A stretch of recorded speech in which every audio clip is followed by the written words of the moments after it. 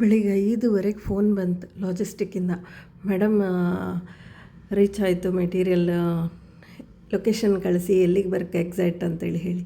ಸರಿ ನಾನಂತೂ ಸರಿ ಓಕೆ, ನಾನು ಲೇಟಾಗಿ ಬರ್ತಂದು ಎಣಿಸ್ದೆ. ಬಟ್ ನಾನು ಬೈ ಲಕ್ ಇವತ್ತು ಬೇಗ ಮೆಟೀರಿಯಲ್ ರೀಚ್ ಆಯಿತು.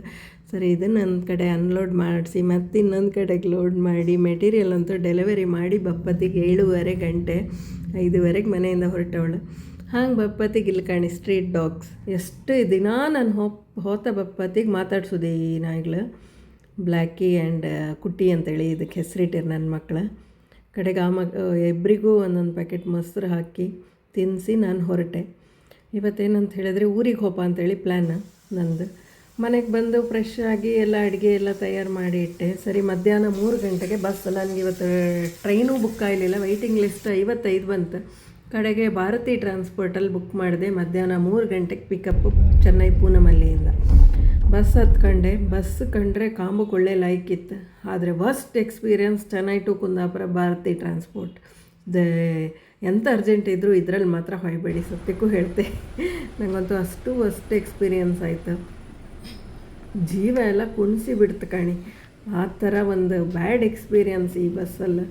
ನಾನೇನೋ ಸ್ಟ್ರೈಟಾಗಿ ಹೊಯ್ಲಕ್ಕೆ ಕುಂದಾಪುರದವರೆಗೂ ಮಲ್ಕೊಂಡು ಹೊಯ್ಲಕ್ಕೆ ಅಂತ ಎಣಿಸ್ದೆ. ಆದರೆ ಮಲ್ಕಂಕೇನೋ ಲೈಕ್ ಇತ್ತು. ಆದರೆ ನನಗಂತೂ ವರ್ಸ್ಟ್ ಎಕ್ಸ್ಪೀರಿಯನ್ಸ್ ಆಯ್ತು ಈ ಬಸ್ಸಲ್ಲಿ. ಚೆಂದ ಇತ್ತು ಬೆಡ್ಡೆಲ್ಲ, ಆದರೂ ಮಲ್ಕೊಂಡದಮ್ಮ ಮೈಕೆ ಎಲ್ಲ ನೋವೆ. ಮಾರನೇ ದಿನದವರೆಗೂ ಮೈಕೆ ನೋವಾಯಿತು.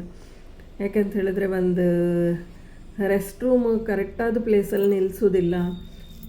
ನಾವೀಗ ಕಾರಲ್ಲಿ ಹೋಗೋದಿಗೆ ಒಳ್ಳೆ ರೆಸ್ಟೋರೆಂಟ್ ಕಂಡು ನಿಲ್ಸತ್ತೆ.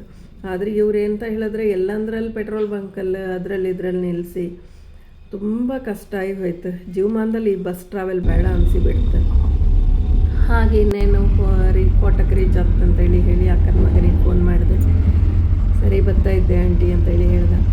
ಅಕ್ಕನ ಮಗ ಬಂದು ಪಿಕಪ್ ಮಾಡೋಕ್ಕೆ ಬಂದ ಕಣಿ.